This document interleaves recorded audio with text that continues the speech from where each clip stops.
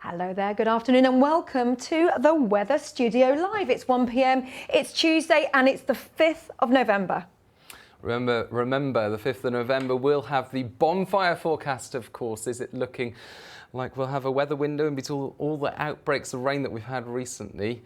We'll be looking at that and some stats from the past. You might remember some bonfire nights from your childhood. I don't know, I always remember the chilly ones.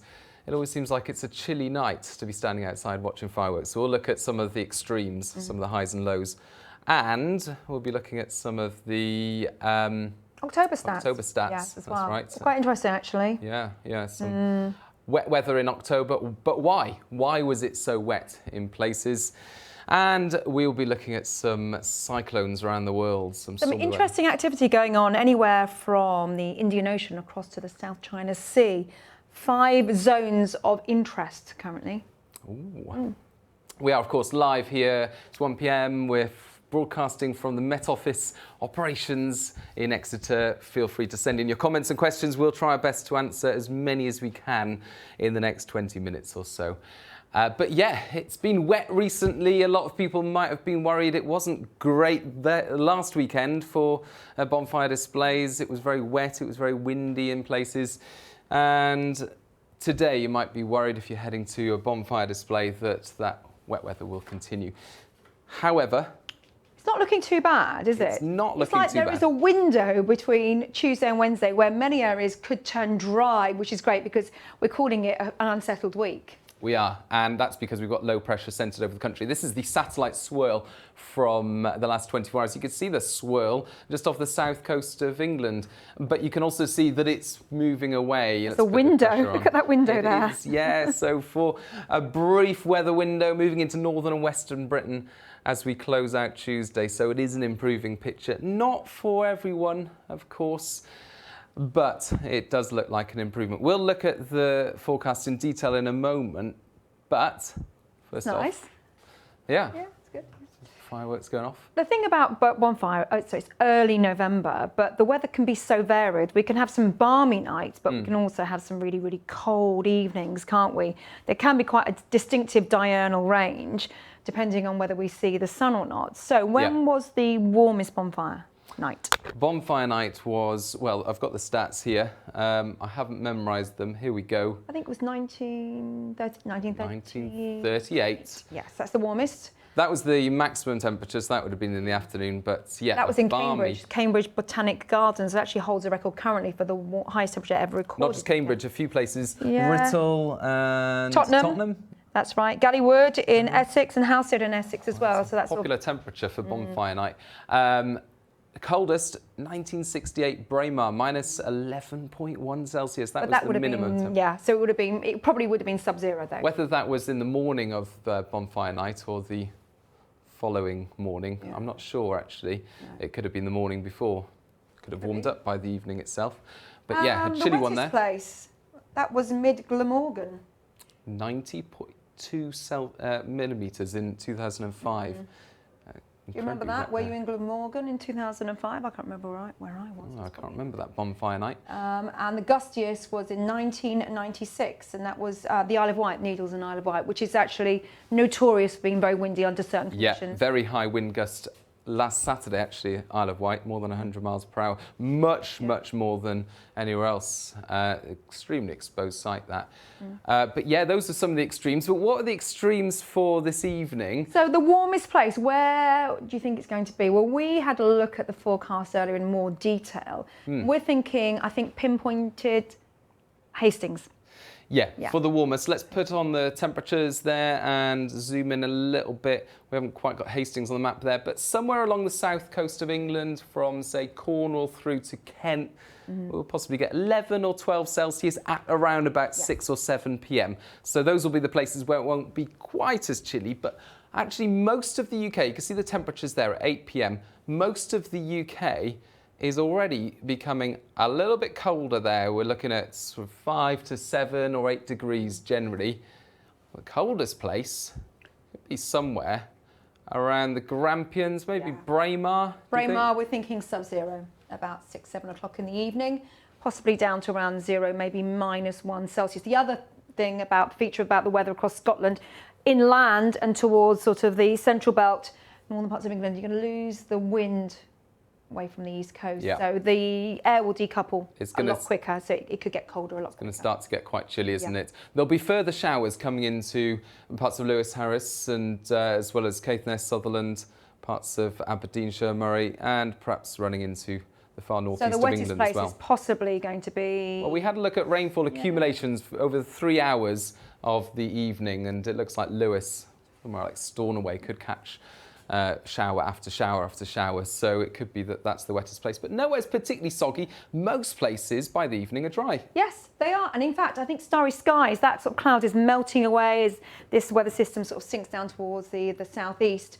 So not bad really for the bulk of the country. Yeah, we can see it there. So places such as Manchester, Liverpool, Lancaster, Carlisle doing quite well. Lim Peninsula, perhaps a few showers there. Gwynedd, dry. Almost like a Pembroke dangler there. Just a funnel of showers moving down the Irish Sea, catching Pembrokeshire, catching the far southwest of Cornwall, Isles of Scilly. Yeah. Rest of Cornwall clear. Devon fairly cloudy, and just zooming in there to Ottery St Mary, where of course we do have the flaming tar barrels, famous alternative to bonfire and fireworks.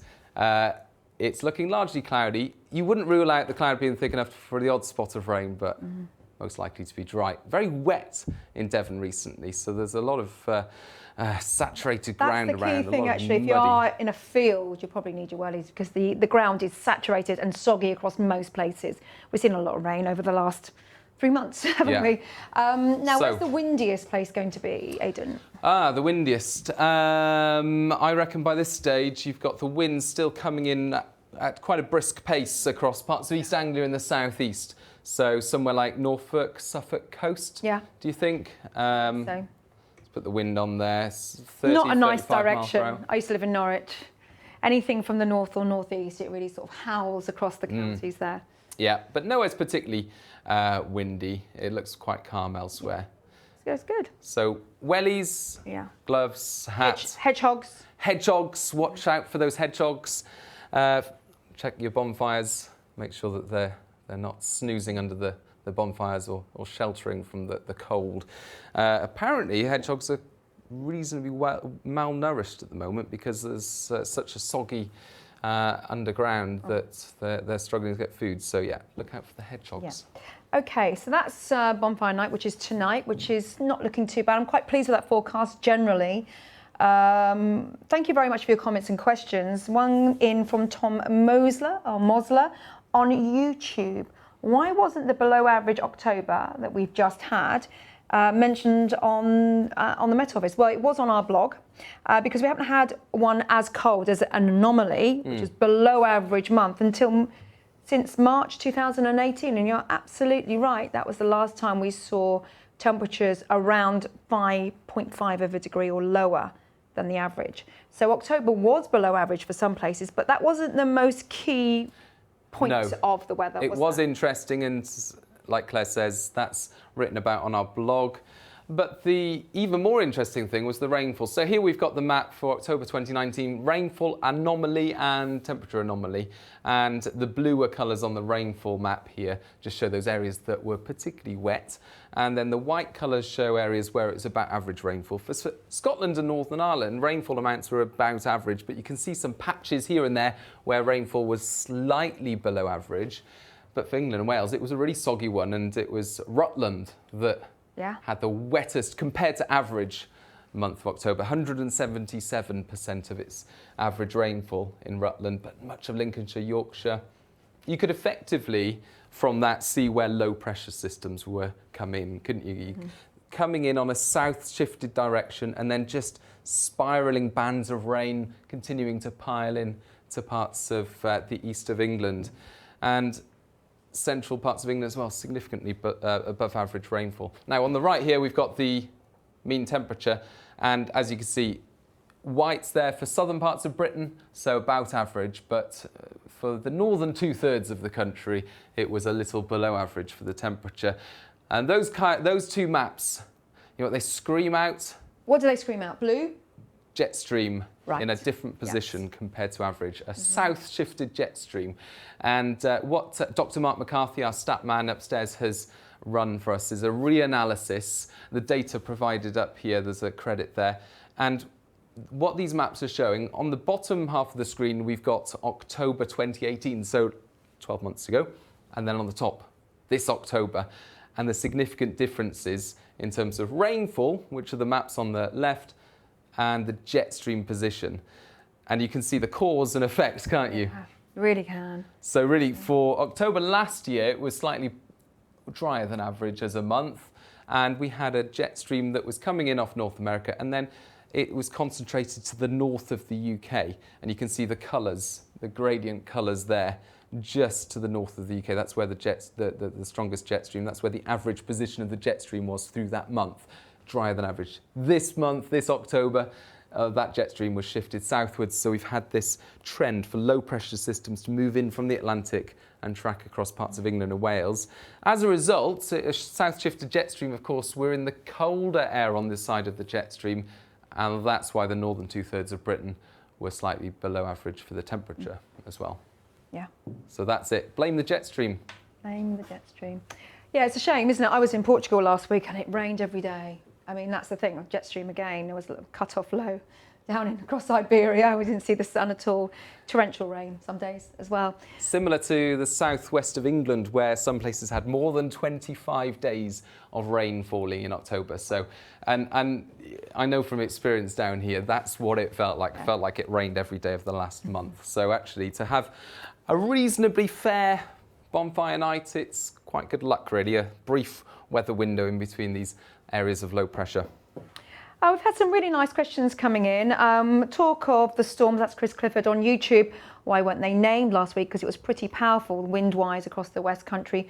What's the criteria? The criteria actually is a little bit, it's not just wind speed. It's about impacts and what time of the day or night the storm hits the land. So it's just not, and it's actually something which we look into a lot of detail about. It's not like, well, that doesn't hit the criteria, therefore we're not naming. So yes, they weren't named last week, and it was quite lively, the weather. There were some really strong winds around, but we're only halfway through the season, aren't we? The stormy season. That's so right. It could be more. It's about impacts, but also it's about likelihood, and that likelihood is based on available evidence at the time of the forecast. And so when the yellow warning was issued on Friday morning, it mentioned a low likelihood of medium impacts. So if it was a medium likelihood of medium impacts, that's an amber warning. So the impacts can be the same, but it's about the relative chance of those impacts occurring based on wind speeds and so on. And you can only make those judgments on the basis of evidence that you've got available to you at the time, of course. So yeah, a lively weekend. No sign of any named storms in the near future, We've got a question in from Alistair Lacale on Facebook.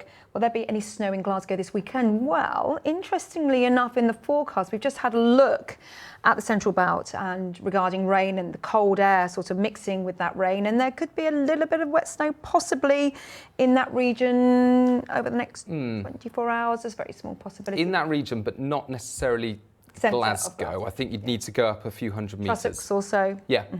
And, come back to the southward shift in jet stream, I think over the next couple of weeks, or at least the next 10 days, northern parts of Britain, higher ground, I think there's that elevated risk of snow. Ever snowed on Bonfire Night? Well, yes, it has. In fact, the deepest snow depth on Bonfire Night was Glenmore near Inverness, and that was in 1968. Nice. Yes. We had 14 centimetres there. That's quite interesting, isn't it? And it will snow. Today? It will snow tonight. It will snow tonight in one or two places. Just on the tops of the Grampians, there'll be a few flakes of snow falling from the sky. Robert Taylor, where's Alex today? Well, I call it a mini break, but actually he's working in London today. That's right, yeah, meeting some important people. Yeah. And will there be a frost tonight? That's David Mankin. Yes. Makin on Facebook. Will there be a frost tonight? Yeah, across many areas actually. Temperatures sub-zero across many parts. Let's take a look at particularly that. Rural spots away from the southeast. It's going to be a cold old night. You're going to have to wrap up warm, and certainly tomorrow morning it'll be a cold start today. Quite crisp in places. some sunshine, perhaps even some fog where we lose the wind. Yeah, these are computer-generated numbers. I haven't had time to change them, actually. I think generally urban areas in the south tomorrow will be 2 to 4 degrees. Further north, generally inland away from the coast, 0 to -1. But in some sheltered spots in the south, an air frost. So usual places, sort of Santon, Downham in Norfolk, Suffolk area, Benson. And it's always cold. Air frost. These are what we call frost hollows. They're little dips. They're on the right kind of soil that leads to temperatures falling overnight. Scotland will be particularly cold, a widespread frost here overnight, and then tomorrow waking up to temperatures of -5 degrees in some of the coldest Actually, spots. probably an early min across western parts of Northern Ireland as well. Places such as Enniskillen probably getting their min a bit earlier on in the night before more cloud moves in. So yeah, it's going to be a bit of a parky one, isn't it? However, a very different story further east across the globe. Lots of unusual activity going on across anywhere from the Indian Ocean to the South China Sea. Let's just have a quick sort of scout across this region here. Here's the latest satellite picture, and we're looking at 5 regions of cyclonic activity, those which are now remnants or those which are developing. Anywhere from, this is the east coast of Africa here, that's a tropical cyclone there, which is now sort of degenerated but producing a lot of rain. Yeah. And let's just talk about what's happening right across towards this one here, which is Typhoon Halong. So first of all, Indian Ocean, the east coast of Africa, it's an ex-cyclonic storm called Kayar. Kayar is affecting Ethiopia at the moment as well as Somalia, giving some river flooding across the Shabelle. There's lots of heavy thunderstorms here, producing some pretty awful conditions across this part of the world. Let's head east to the Arabian Sea, where we've got very severe cyclonic storm Maha. Currently the winds are around 100 miles an hour. So let's just get a perspective here. This is the Gulf states, that's Oman there, and then we've got Pakistan there, and then this is the northwestern side of India. And this cyclonic storm here is likely to make landfall across Gujarat over the next 48 hours or so. It's likely to be a rain and wind event. Now in November, average rainfall is around 10 to 20 millimetres. Forecasts are suggesting it could be up to 200. So again, there could be some problems here. It's quite small, isn't it? It's But yeah, quite localised, but fierce, quite a potent fierce. system. Small compared to this one. What's this one?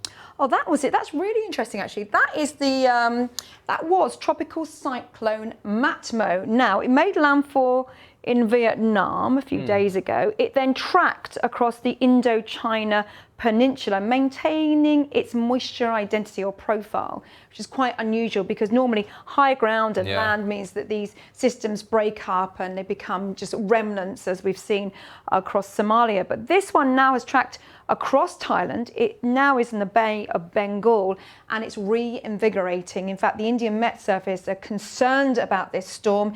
It's likely to reach cyclone status yet again. Winds at the moment only 40 miles an hour, and it's going to turn right. So the area we're most concerned about into the weekend is anywhere from Calcutta up towards Bangladesh. And yes, you can see here it's intensifying. You can see that. This is just one solution. This is our global model solution. It may just linger across the sea. It could actually be further west, obviously. For more details on that, check out the Indian Met Service. Lots of good information there. So that's number 3. The other thing I need to tell you about that actually is the sea swell there is going to be very dangerous. There's going to be very, very high waves. I mean, Bangladesh is very, very low lying, so flooding is going to be an issue, even if the rain doesn't hit there. Now, this one here is very interesting, actually. So this here is a deep, deep depression with really strong winds. But at the moment, there's something called a cold surge of air, which has come down from the sort of Tibetan plateau, Siberia. It's moved all the way around and entrained this system. So it's reinvigorated because of the contrast between the warm and the cold. It then is likely to intensify and become a cyclonic storm later into the weekend. And sadly, forecasts are suggesting it could also hit some parts of Vietnam. So we're keeping a keen eye on that. And then let's go back to the satellite picture, because the final one is just of interest, really. Yeah, it's a good looking one. It's Typhoon Halong in the West Pacific, and it's got a nice eye. It's not really going to affect any land mass, which is good news. It's just there, and it just looks incredible from space, doesn't it? Those are the ones we like, aren't they? The ones that are good looking but don't impact anywhere. Yeah. So, so great. luckily, How long? you know, when we don't see this type of intense storminess across the UK. It's active, isn't it? Is this It's to do with active. the what they call the Indian dipole? So that oscillation that it has caused a lot of wet weather across East Africa at the moment, and it's just a weather phenomenon. It's kind of like El Nino, so we talk about El Nino in the Pacific, and there's this oscillation that has brought a lot of wet weather to parts of East Africa recently. And so, some very lively weather on that side of the world at the moment, and the jet stream, of course, bringing us our own lively weather in the form of low pressure systems. That's just a snapshot for Thursday, but it's thankfully settled down for bonfire night, but the rest of the week low pressure returns. Let's take a look at the jet stream. And because we talked about it being south shifted during October, didn't we? And this is how it's looking heading into Wednesday, and it's continuing a similar pattern over the next 10 days or so. And this kind of position where we've got what we call a trough, so let's label that. This is what we call a trough here. And running it forward, the jet stream, you can see that dip in the jet stream stays over northwest Europe for the next 5 days at least, and into next week. So what does that mean? The jet stream acts as a conveyor belt high in the sky. It picks up areas of low pressure. But when these areas of low pressure end up in that T area, in that trough, they tend to slow down and hang about. So watch this one coming in for later Wednesday into Thursday. It enters that trough, and then going through, it's still there, it's hanging about, and it's then just only slowly replaced by another low that comes in Saturday. So you can see this straight line across the Atlantic, carries the low pressure systems in, and then they get stuck in the spiral area that is the trough, and they just stick around. So it's been happening a lot, hasn't it, Claire? It has. Yeah, and I mean, it's just like, you know, we do like some dry weather, don't we? Particularly autumn time, crisp evenings and mornings. No, we're not really going to get much of that at all. The UK will continue to see a very mixed picture. Yeah, so because of these slow-moving areas of low pressure, because they're becoming stuck over the UK, and their weather fronts that are spiralling around those lows are becoming stuck as well, what we're going to end up seeing is some areas seeing again outbreaks of rain. And we talked about parts of eastern England having the wettest weather during October. Well, this is the start of Thursday. Next low comes along, gets stuck in that trough, and putting on the rain, you can see that rain pushes across the country, and then as the low becomes slow moving during Thursday, this area here, North East England, Yorkshire, North Midlands, that's where the rain band becomes slow moving. Pennines, and what we've got here as well, haven't we? We've got this easterly wind as well as the rainfall. So over the higher ground in this part of the world, you'll just have the rain piling up over the hills. So yellow warning in force. Let's turn that off and show you where the yellow warning is in force. Thursday night into Friday. And it's in this area that we're likely to see widely 30 to 40 mils of rainfall, as much as 60 to 80 mils over the, say, east-facing hills of this area, so Pennines, North York Moors. Risk of flooding, yellow warning in force. So more wet weather to come in this area, where you could see earlier on there were a lot of blue colours, because you've already had a month of heavy rainfall. There will be some quite moderate bursts elsewhere prior to that as well, because obviously this rain is coming in from the west, and there's some quite bright echoes. Sort of, if we just backtrack, go back to Wednesday rush hour, Wednesday evening rush hour, you can see it's moving in, and then so the West Country, Wales, Northern Ireland, then seeing it, and you can see here it's quite pokey in places. We could actually see some high rainfall totals. Obviously, tricky conditions on the road, coupled with that, a driving wind, poor visibility. You know, if you are planning any journeys on Wednesday, particularly across this zone here, it's worth just keeping an eye on the forecast, because this batch moves in during sort of very busy travel time. it's not going to be particularly pleasant. Yeah, so this area here is a bit thick, but that area, some very lively weather to end Wednesday. Meanwhile, further east, let's turn the cloud on. It's a bright start. It's cold, isn't it, on Wednesday? Freezing start again across northern Scotland, eastern England. Then the cloud rolls in, and with the cloud coming in over already cold air, it's going to be quite chilly. Temperatures, say, typically into the mid to high single figures, but bright day before the wet weather moves in later on. Yeah. Got a question in actually saying, is there going to be any heavy rain across Western Ireland? We don't talk about Western Ireland very much because obviously we sort of focus on the UK, but actually if you look at this, they are certainly in the firing line for bands of rain coming in from the Atlantic, and also some quite intense sort of strong winds through the next 24 hours as well, associated sort of the western flank of the low pressure. Yeah, yeah.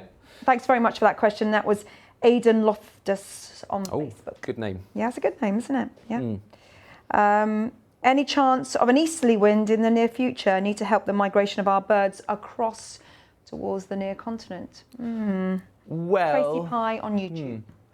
Technically, over the next 10 days, there'll be an easterly wind at times, but it'll be coming in around this. So I talked about the low pressure that's effectively going to be looking like this a lot of the time during the next, turn the cloud off. So we've got an easterly wind by Thursday, haven't we, across northern half of Britain, but it's possibly not the kind of easterly wind that will help bird migration because it's not coming all the way from the east, it's just spiralling around the area of low pressure.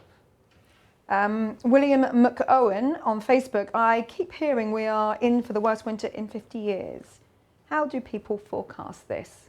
I don't think we've given any indication of such an extreme. I don't think anyone seriously forecasts this. It's not from a proper forecast as such. It's just speculation from people who aren't necessarily associated with the Met Office or any other professional meteorological companies, serious professional meteorology companies. So, yeah.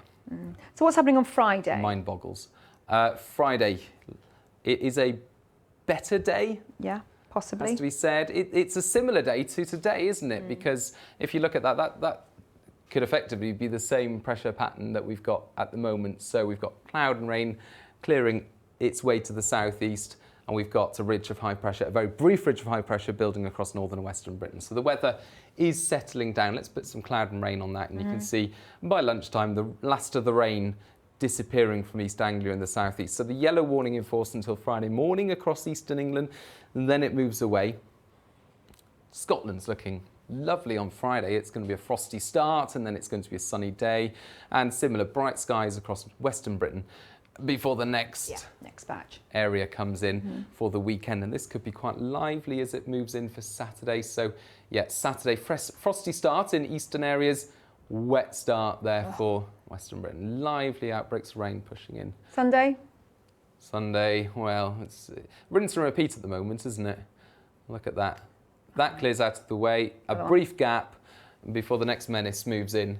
There, that area of low pressure, quite a large feature. Yes, that's massive, isn't it? Coming in. And actually really windy. I mean, there'll be some incredible swell pushing across the west coast of UK and Ireland through into early next week if that happens. Now, pausing it there, it's Sunday morning, so bright start, a few showers in many places before it turns wet and windy. Worth saying, of course, it's not going to be quite as wet and windy as last weekend, but it's staying changeable. These lows continue to form in the Atlantic, move towards us, and then they get stuck in that trough that's lying over northwest Europe. And that is likely to continue into next week. And there's two things associated with that, of course. We're on the northern half of the jet stream, so it's cold. And so these areas of rain that move in, as they come in and meet that cold air, you could get some snow over the hills of northern Britain heading into the weekend and next week as well. So colder than average, wetter than average in the south. Effectively just the same kind of weather that we had in October. Windy at times, there you go, and frosty tonight. I hope you have a really enjoyable and also safe bonfire event wherever you are. If you're out and about, obviously sparklers, I don't know, yes, and you know, we're going to one on Friday actually. It's looking just about dry, a window of good weather there. And then tomorrow, who's doing the 10-day trend, Aidan? I'm doing that tomorrow, so yeah, we'll hopefully have a bit more detail on next week's weather. Also on the podcast tomorrow, it's a really interesting one actually. We interviewed the main man behind the Cloud Appreciation Society, Gavin yes. P. Prater. Yeah. So we did a really good interview with him a couple of months ago. We had him on the Weather Studio Live as well. So we're publishing that podcast, which is going out tomorrow. So check out that one. Weather Snap, obviously, our weekly weather news podcast going out on Thursday, obviously detailing all the weather for the weekend and into next week. Yeah, but thank you for joining us. Thank you for your questions. See you again soon.